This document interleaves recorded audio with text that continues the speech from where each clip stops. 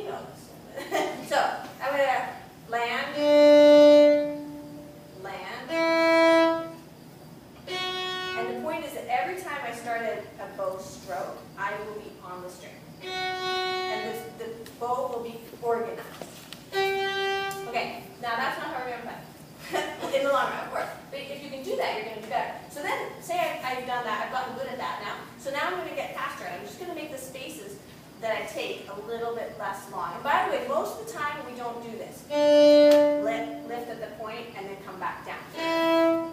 Because it's not really, we usually do it in a bowing. But let's say we're going to learn how to do that, even though it's not a skill we use a lot. So now we go land, play, land, play, land, play. Okay? And now we're going to get good at that. And then get it even closer to, and now it's going to be land, play. Oops. Land, play, land, play. And then it turns into, and landing every one of those. And then that turns into allegro.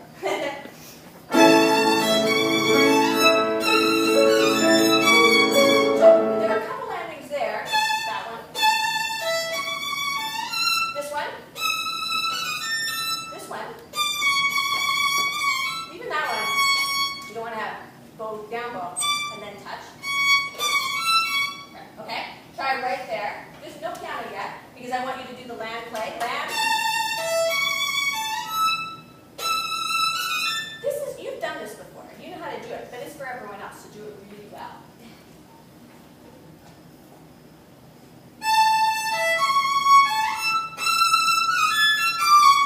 But I want you to show them how I did it. You do it the same way. The big space gives you this one. Land, go. I'm saying land. Land. Land.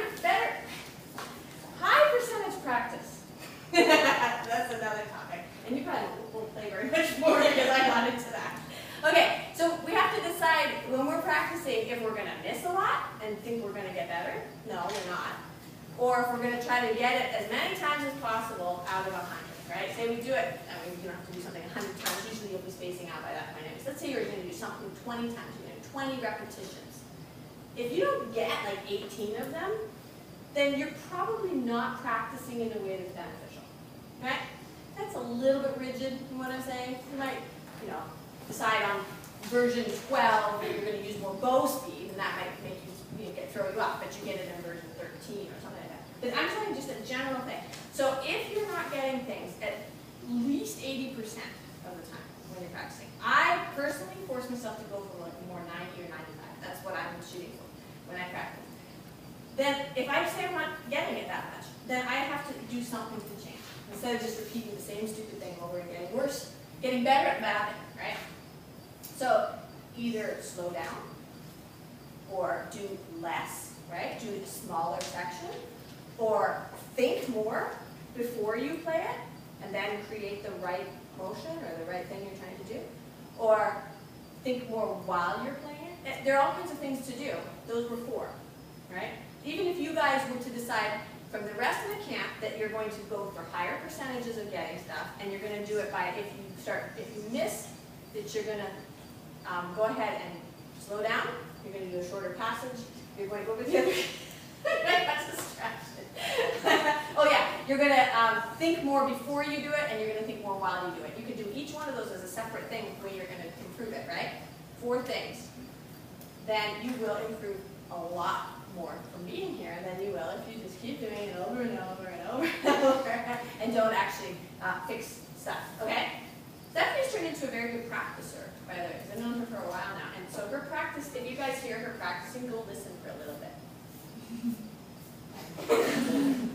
I'm serious. She'll stop. If she misses something, I've heard her practice. If she misses something, she'll stop, and she'll go back, and she'll fix it. And then she'll put it back into context, and then if she misses it again, she probably won't go back and fix it. At least she'll do it once, but it's more than a lot. Okay, let's see if I had anything else. Oh, I could ask some people for comments, right? Who hasn't spoken? Aha! Would you like to give a comment to your dear friend?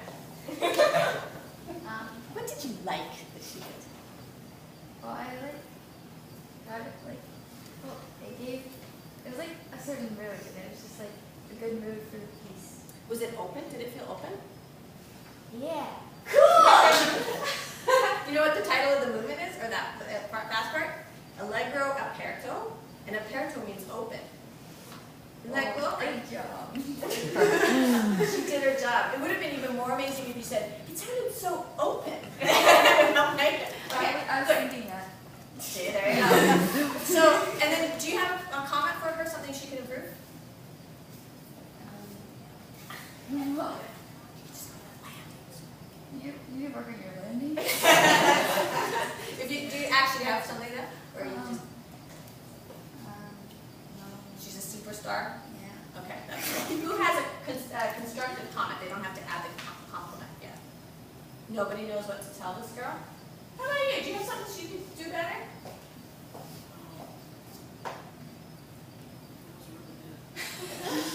Oh darn, you bet I gotta shut you up because she's got lots of work on. I'm just kidding. Okay, so let me find another thing that I wrote. Okay, we worked on that. We worked on that. I didn't write on there. Oh, okay, I got it. The middles of your bows don't hold their sound. We know this too.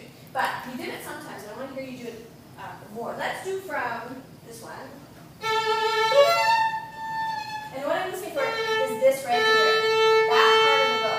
So you've gotten really good actually at playing at the front, like the bottom of the when you started out. Except if you don't land well. But and here you're pretty good.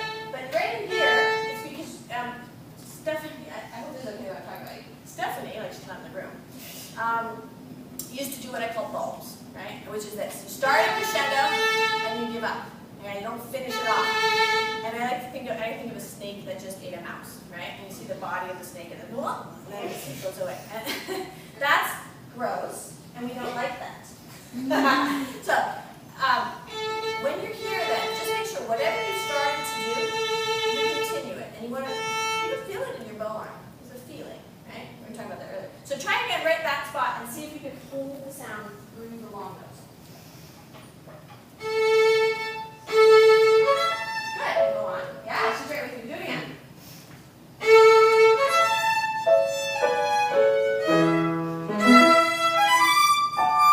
Now, especially this one.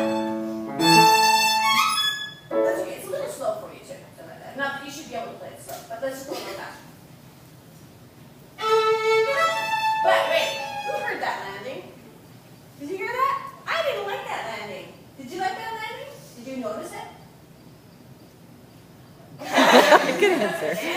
So this comes to another point, and that is sometimes the hardest thing to do is to fix that you're used to hearing something, and so when you do that, you don't notice it happen.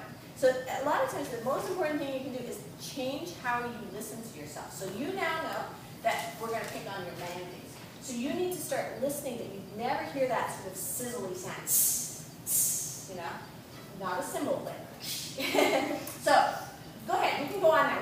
We're working on something else, but I want you to keep your landings in your brain.